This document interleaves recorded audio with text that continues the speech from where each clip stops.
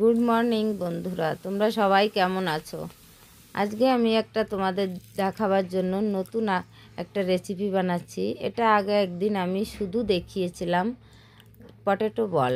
আজকে আমি এর পুরো রেসিপিটা তোমাদেরকে দেখাচ্ছি। প্রথমে আমি নতুন আলু এনেছি 500 এনে সেটাকে আমি ভালো করে সিদ্ধ করে নিয়েছি। সিদ্ধ করে ভালো করে ম্যাশ করে নিয়ে তার মধ্যে 1.5 কাপ মতো কর্নফ্লাওয়ার দিয়েছি।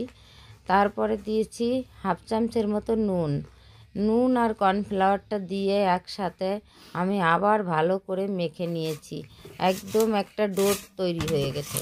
ডোটাকে আমি সুন্দর করে একদম মেখে ছোটো করে হাতে নিয়ে গোল গোল করে পাকিয়ে সেটাকে আমি কড়ার মধ্যে গরম তেলে ছেড়ে দিয়েছি। আর সুন্দর একদম ফুলে ফুলে উঠেছে, মুচমুচে কুড়কুড়ে হয়েছে।